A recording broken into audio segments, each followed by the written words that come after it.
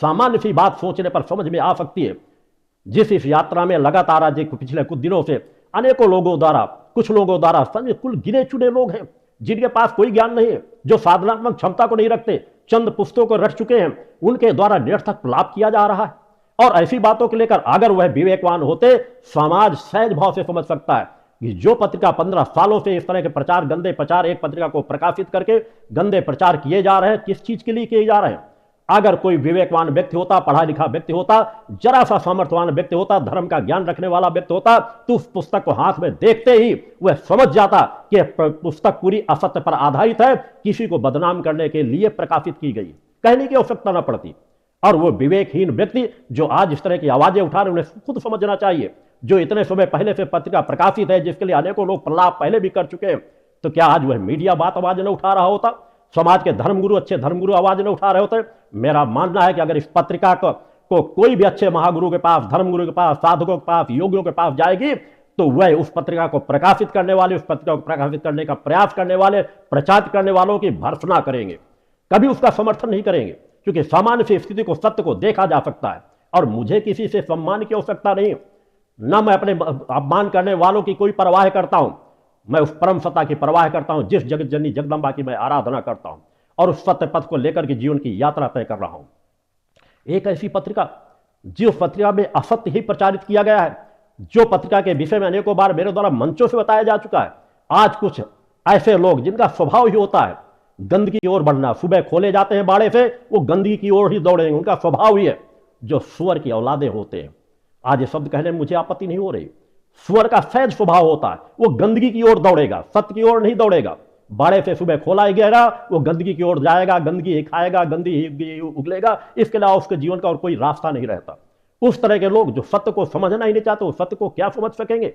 जो स्वयं सुअर का सा जीवन जीते हो, अज्ञानता का जीवन जीते हो, जो अपने आप को ज्ञानी कहते हो और इस तरह का प्रलाप करते रहे हो, इस तरह का प्रलाप कर रहे हो, एक सत्य को जो न समझ सके।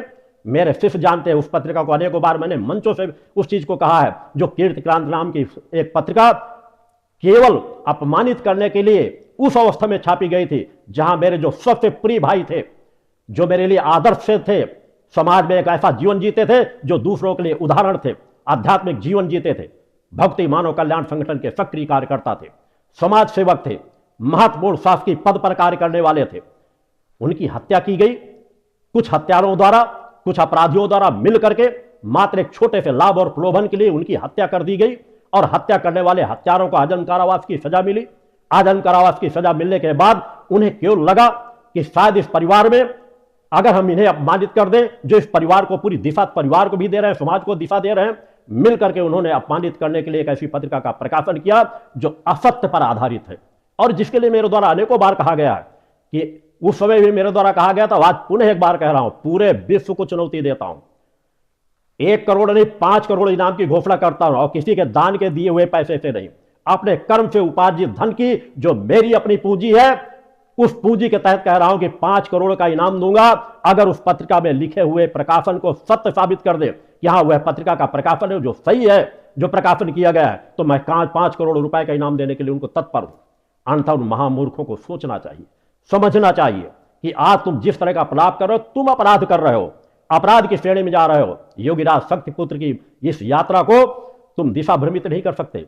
मैं किसी प्रचार प्रसार के लिए मेरे पास तो समय ही नहीं मिल पाता, मेरी तो एकांत की साधनाओं से मेरे पास कोई समय ही नहीं। मैंने जो लक्ष्य निर्धारित किया है, मैं सतत उस लक्ष्य पर चलता चला जाता हूं। मैंने पूर्व में भी कहा है, मैं ऋषियों का ऋषियों महायोगी हूं। उस महायोगी को समझने का प्रयास करो।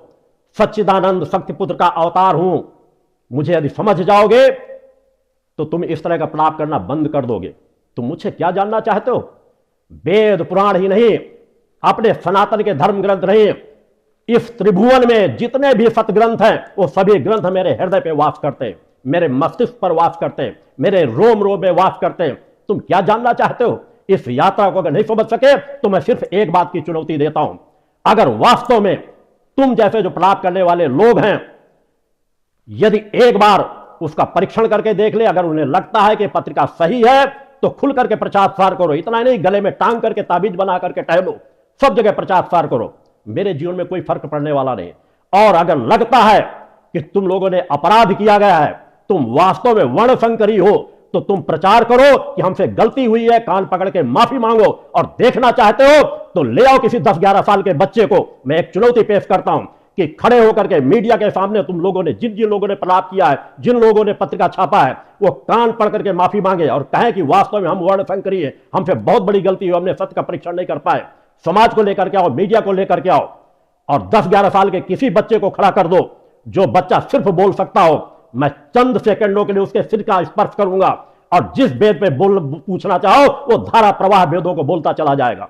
मेरी सामर्थ्य को कम करके आंकते हो। मैंने पूरे विश्व अध्यात्म जगत को चुनौती दी है, सामान्य अवस्था के लिए चुनौती नहीं दी है। हां, मुझ में परम सत्ता ने पात्रता दी है। अगर मैं अपनी पात्रता को समाज में नहीं बताऊंगा तो फिर उस पात्रता को बताएगा क्या? भगवान कृष्ण ने अपनी पात्रता को समाज को नहीं बताया? ऐसा कौन सा ऋषि मुनि साधक है? और आज तो गंदगी के जो प्रलाप करने वाले सूअर की औलादे हैं वो भी अपने बताते हैं हमने ये डिग्री हासिल की, हम ये है। छोटे छोटा कोई भी व्यक्ति होगा अपने अंदर सब चीजों को महिमा मंडित करने का प्रयास करता है। कोई भी सच्चा कथावाचक, अगर वो सच्चा कथावाचक है तो इस तरह के प्रलापों में कभी नहीं पड़ेगा। कोई भी अच्छा साधक है उस पत्रिका को देख करके ही समझ जाएगा कि गलत दिशा में दी जा रही है।